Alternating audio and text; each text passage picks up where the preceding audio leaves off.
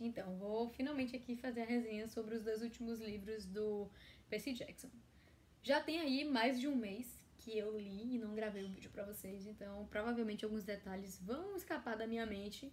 E eu tô aqui consultando a resenha que eu fiz sobre a Batalha do Labirinto e sobre o Último Olimpiano no Scooby, justamente para me lembrar o que eu achei, o que eu acho interessante, o que eu acho principal, o que foi que chamou mais minha atenção para poder comentar aqui no vídeo com vocês.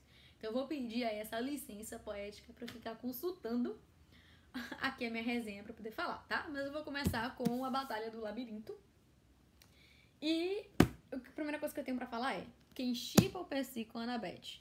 Esse livro já começa com a cena de ciúme da Annabeth. Então, já começa perfeito, tá? Nesse livro, o Tyson aparece de novo. E eu já comentei aqui como o Tyson é o meu amorzão, meu personagem preferido, se pá. Então, não é preferido, tá? Mas é um dos principais. Então, assim, o Tyson volta. Gente, o Nico. Como é que não gosta do Nico, né? Eu já deixei muito claro aqui também, poxa. Tyson, Nico e Percy. Pra mim é o trio. Eu me apaixonei, eu gosto pra caramba do Nico. Apesar do Nico ter feito o que fez, né? Apesar do Nico ter entregado o Percy pro pai. Quer dizer, não 100%. Mas, assim, foi por uma motivação nobre. Ele tava querendo saber ali o que aconteceu com a mãe dele. Não que isso justifique. Ou melhor, não justifica, mas explica um pouco, né? E ele também foi enganado pelo próprio Hades, porque ele não esperava. Achei meio inocente, meio ingênuo da parte dele, mas não vamos esquecer que ele descobriu todo o universo com 12 anos, do jeito que ele descobriu, né? Ainda descobri que é filho de Hades. Então, assim, todo o peso e o drama do que ele tá vivendo, a irmã gêmea dele morreu, ele ficou com raiva do Percy. Então, nada disso justifica, mas explica um pouco todo o contexto do Nico. E eu passo pano pro Nico mesmo. E vou passar todas as outras vezes que eu ler alguma história que tem o Nico envolvido. E é isso. Esse é o nível do meu amor pelo Nico. E o Nico tá aqui nessa história, nesse livro. Então, óbvio que é perfeito. Deixa eu ver mais o que eu falei aqui. A Rachel. Gente, eu cheguei à conclusão. Eu acho que o Percy, pra quem já leu Trono de Vidro, sabe que a Eileen Galactus, ela é shippável com qualquer personagem. Com qualquer pessoa que aparece na história, que coloca do lado da Eileen, você shippa. Eu cheguei à conclusão que com o Percy é o mesmo. O Percy, ele é a própria Eileen Galactus do universo Percy Jackson. Por quê? Qualquer personagem feminino que aparece, eu shippo o Percy. Então, assim, eu shippo o Percy com a Annabeth. E esse provavelmente vai ser o meu ship endgame. Primeiro, porque é endgame mesmo. Segundo, porque foi o primeiro de todos. Então, eu shippo o Percy com a Annabeth. Mas eu shippo o Percy também com a Rachel. E eu shippo demais, gente, quando chegou nesse... Eu acho que esse é o capítulo mais memorável pra mim da história do Percy Jackson, desse livro aqui, pelo menos. É quando o Percy conhece a Calypso. Eu não sei, viu? Eu acho que Calypso e Annabeth estão disputando ali qual é o chip que eu mais shippo com o Percy. Eu me apaixonei pela Calypso. Talvez não exatamente pela Calypso, mas ali a química entre ela e o Percy. Então esse eu acho que é o capítulo que eu mais lembro desse livro. É o aparecimento, a história lá do Percy com a Calypso. Deixa eu ver mais. Que eu achei muito legal o fato de Poseidon ter participado do aniversário do Percy. E o presente que ele dá pro Percy, né? Que depois a gente vê que é tão importante na história. Assim, um outro ponto alto desse livro, que eu achei interessante, que eu falei aqui na minha resenha, que eu vou falar aqui pra vocês agora. Gente, todo mundo que acompanhou lá meus outros vídeos sabem que eu não sou lá muito fã do Groover, né? Eu comecei achando ele insuportavelmente chato e depois passei a tolerá-lo. Nesse livro aqui, tem um desfecho pra história de Groover. Com isso eu não tô dizendo que ele não aparece mais, mas tem um desfecho ali pra toda a narrativa de Pan, né? A procura de Groover por Pan. E eu gostei muito da reflexão que ficou com o final de Pan, né? Quando o Pan aparece, a mensagem que ele deixa pra Groover. E que, voluntariamente, o Rick Riordan, ele tá deixando para nós, os jovens fãs de Percy Jackson, que cuide da natureza, se preocupe com a natureza, o poder de recuperar a força da natureza, de recuperar o meio ambiente, está dentro de cada um de nós. Então, faça a sua parte. estimule que as pessoas façam a parte delas e que todo mundo possa ter essa consciência, né, ecológica, que todo mundo faça a sua parte. Então, a mensagem foi muito interessante. Eu gostei do desfecho da história de Pan, justamente porque passa a incentivar as pessoas os jovens, né, principalmente, que é o público-alvo do livro, da importância que é cuidar do meio ambiente. Então, eu gostei muito também dessa lição que fica nesse livro. Gente, seguinte, eu gosto muito dos personagens secundários do livro do Percy Jackson, né? Nesse livro em específico, nós temos a inserção de 2 personagens secundários. Quer dizer, eu não me lembro se no livro anterior o Blackjack ele já aparecia, mas nesse livro, A Batalha do Labirinto, ele aparece muito mais. Então, assim, gente, o Blackjack... Como é que a gente não se apaixona pelo Blackjack chamando o Percy Jackson de chefe, né? Então, o Blackjack, perfeito, maravilhoso. E a senhorita Olari, perfeita, maravilhosa também. O que eu vou dizer? Um cão infernal, que deveria ser do mal, mas que na verdade é do bem, que é bobo, que cheira todo mundo, que tá ali querendo brincar o tempo todo e que tem um papel tão importante em ajudar o Percy várias vezes na história, né?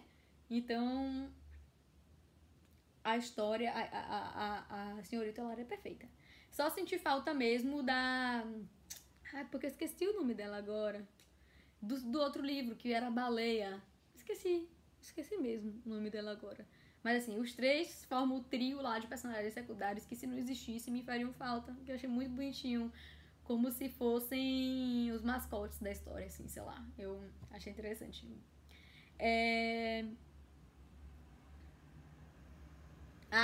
Bessie. Eu escrevi aqui, vou ler pra vocês.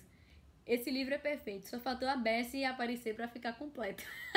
Então, eu esqueci. Agora eu lembro o nome dela, Bessie. Acho que o que tá faltando falar daqui desse livro em específico é Dédalo, né, gente? Vamos falar sobre Dédalo. Eu achei muito legal ter sido feita uma referência a Dédalo, justamente porque finalmente foi uma figura da mitologia que eu conhecia. Eu conhecia a história de Ítalo também, então... A questão, né, a história das asas e tudo mais, e tudo que é relacionado a Dédalo. Eu achei muito legal. Falei, finalmente uma história aqui que eu conheço. E, né, obviamente que todo mundo, quando começa a ler o livro, desconfia do novo professor que tá ali, né? O novo professor que o Quirón contrata. Fica com o pé atrás, né? Mas, então, eu também fiquei com o pé atrás, mas eu não imaginava que ele era... Eu não vou dizer quem, né? Pra não dar spoiler. Mas eu não imaginava que ele é quem ele se revela ser. E eu também não esperava o sacrifício que é feito. Eu não esperava que fosse acontecer tudo o que aconteceu. Então, esse livro me ganhou muito. Foi o melhor livro dos 5. Acho que foi o... Quer dizer, não, porque eu gostei muito do segundo. Mas eu digo assim, eu gostei mais do 4º do que do 5º livro, por exemplo. Apesar do 5º livro ter a guerra, ter mais ação e tudo mais, eu gostei mais do 4º livro. Por tudo isso que eu falei, assim, principalmente por causa das cenas de ciúmes da Annabeth, porque até antes a gente via as cenas de ciúme do Percy, né, para com a Annabeth e o Luke. Agora, nesse livro, inverte, a gente tem ciúmes da Annabeth com a Rachel e com o Percy. E quase que eu esqueço de me falar da Rachel, né, gente? A missão, o papel importante de protagonismo mesmo que a Rachel recebe nesse 4º livro, porque... em que pese a Annabeth tenha todo o conhecimento, seja maravilhosa, inteligentíssima, se não fosse a Rachel e a sua capacidade de ver os rastros, né, dos monstros e tudo mais, em que pese ela seja uma simples humana, não seria possível que eles completassem a missão e que eles descobrissem Dédalo e desvendassem o labirinto de Dédalo. Então a Rachel, ela foi fenomenal. E os desenhos da Rachel e a família e as implicações da família da Rachel. E o papel que a Rachel assume, é que eu agora acho que eu tô confundindo. Eu acho que a gente não descobre o final da Rachel, acho que não vem no 4º livro, mas sim no 5º livro, né? Que é justamente a Rachel, ela é humana, mas na verdade ela tem essa visão diferenciada, que está relacionada com a história da mãe do Luke, né? Porque a Rachel ela acaba assumindo o papel que a mãe do Luke teria assumido se ela não tivesse enlouquecido, né? Então a Rachel ali, vou dar um spoiler aqui, tá? Ela assume o papel do oráculo, que teria sido ocupado pela mãe do Luke. E aí ela não é mais 100% humana. Ela não é mais 100% humana. Ela continua tendo visões do futuro, mas ali ela vai ser um oráculo que não vai ficar preso, que não vai ficar no acampamento 100% do tempo, então ela vai continuar vivendo a vida dela humana, mas com essas visões do futuro. Então tem ali futuras complicações, eu achei interessante. Ó, o ponto principal, não preciso nem pegar aqui o celular para começar a contar sobre o último livro, né? O Último Olimpiano. Eu me lembro que o que mais me incomodou no Último Olimpiano foi o fato de que eu não fiquei com a sensação de final. Gente, Dani, você ficou assim, mas é porque existem 50 mil outros livros do universo no Percy Jackson. E a história com essa nova profecia vai ser continuada nesses outros livros. Poxa, ok, tudo bem, eu entendo. Mas termine uma série de 5 livros com um final para essa série de 5 livros. Entende? Eu acho que poderia ter sido, sei lá, poderia ter criado, ainda que tivesse um gancho, um outro tipo de gancho. Mas que desse uma sensação de definitividade para a história que foi contada nos 5 livros de Percy Jackson. E aí o que me incomodou, o que mais me incomodou no final dos livros do Percy Jackson é isso, porque eu achei que ficou meio aberto. Tem uma nova profecia e aí, enfim, tem uma nova profecia.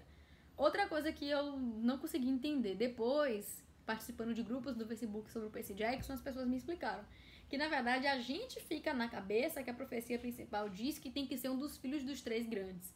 Mas na verdade não. Não diz que quem vai derrotar quem vai derrotar Thanos? Ai meu Deus, esqueci o nome do carinha do principal agora. Mas enfim, Cronos. Quem vai derrotar Cronos não necessariamente é um dos 3 grandes. Os 3 grandes vão ter uma participação ali, né, indispensável, mas não se diz diretamente que é um dos 3 grandes, que é o filho de um dos 3 grandes que vai acabar com Cronos. Bom, eu passei todos os 5 livros com a sensação de que era Percy Jackson que ia fazer isso. Depois, quando aparece o Nico, eu comecei a questionar o óbvio. Pô, será que é o Percy mesmo?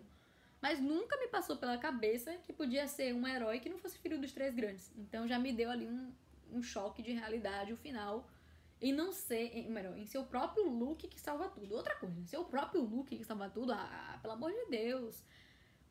Por mais que você quisesse fazer a redenção do personagem e transformar ele o herói de tudo, não gostei, tá? Não gostei. Deixa eu ver mais o que eu posso dizer em específico sobre a história. Óbvio que o livro é muito bom, tem a guerra, né?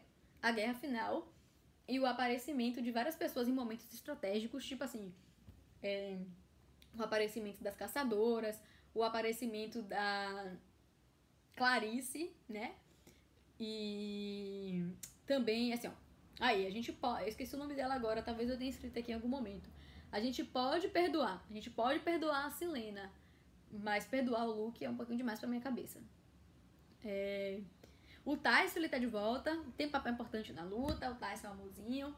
Gente, o fato de Poseidon ter ouvido o conselho de Percy, digamos assim, e ter largado a batalha que já tava meio que perdida, né, lá no fundo do mar, e ter se juntado aos outros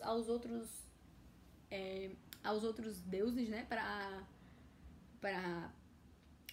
participar da luta principal e, enfim, salvar a Terra, salvar Nova York.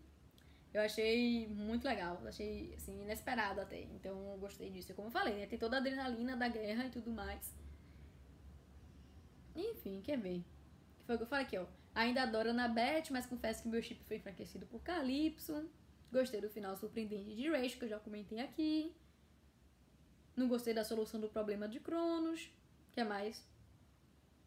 Que eu esperava que quem ia derrotar Cronos era o próprio Percy. Esse negócio de ter ficado com o Luke pra mim não fez o menor sentido. Aí, achei maravilhosa a chegada do Poseidon à derrocada de Tifão. Deixa eu ver. Pronto, isso aqui é interessante.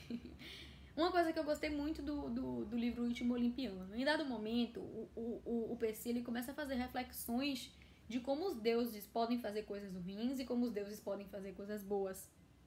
Né? De como Cronos fez coisas ruins. Quer dizer, não exatamente Cronos, mas eu digo assim, porque antes dos deuses assumir, né, o poder, tinha lá Cronos e todos os outros. Digamos que o Cronos é o pai dos deuses, né? Então, assim, até aquele momento, o Percy só tinha ouvido versões ruins de todos aqueles que viviam antes dos pais dele serem os deuses. E aí, de repente, ele descobre que eles também faziam coisas boas. Então, ninguém é totalmente ruim, ninguém é totalmente bom. Nem o próprio Percy é totalmente bom e nem o próprio Percy é totalmente ruim. Então eu achei interessante essa perspectiva, essa coisa que a história traz, de quebrar um pouco com essa perspectiva maquiavélica, né? De bom contra ruim, e o Percy é bom e os deuses são bons. Não, os deuses também fazem coisas ruins, né? E aí o Percy, ele tá ali tendo que escolher um lado. Eu sei que os deuses também fazem coisas ruins, mas eu nessa batalha vou lutar ao lado dos deuses. Então eu achei muito interessante essa quebra maquiavélica na linha da história. Aí eu botei, né? Gostei de como o PC é posto à prova, se vê que todo mundo tem seu lado bom e seu lado ruim. Pronto, é isso mesmo. Falei que faltou um sentimento de conclusão, não gostei do livro terminar com a nova profecia. E é isso. Então, gente, eu tentei lembrar, sem entrar muitos detalhes também, não quero ficar falando muito sobre a própria guerra, eu quero que vocês leiam o livro e gostem, tenho certeza que vão gostar. O meu comentário final a respeito do desfecho das histórias. No primeiro livro, no segundo livro, foi como eu disse, eu achei um pouco bobo demais, irreal demais, pouco verossimilhante, né? E já agora, do quarto, quinto livro, achei que os finais foram mais verossimilhantes, mais críveis. E aí é isso, né? Passei a gostar. Eu tô sabendo que tem outras séries aí do universo. Na verdade, parece que já tem como se fosse 20 e poucos livros do universo do Percy Jackson. Dani, você pretende ler? Em algum momento da minha vida, sim. Não fiquei empolgado o suficiente para começar a ler Heróis do Olimpo agora. Mas devo ler, sim, em algum momento. Super recomendo os 5 livros do Percy Jackson. Como eu falei, né? Eu já comentei aqui que os personagens protagonistas, os personagens principais, nem sempre acabam levando o meu coração, mas o Percy levou. Mas eu acho que eu gosto ainda mais do Nico do que do próprio Percy, tá? Eu não sei, na verdade, se eu sou capaz de escolher. Mas, na verdade, inclusive, sobre os spoilers que eu vi lá nos grupos do Facebook sobre Heróis do Olimpo, um dos motivos que me fazem querer ler a história é o Nico. As escolhas que o Nico faz, o que o Nico deixa de fazer. Já soube que o Nico lá finge que não conhece o Percy em dado momento da história. Então eu fiquei super curiosa pra ver o desenvolvimento de Nico. E aí é isso, né? Então, não tem mais muito o que dizer não. Espero que vocês gostem, comentem aí qualquer coisinha.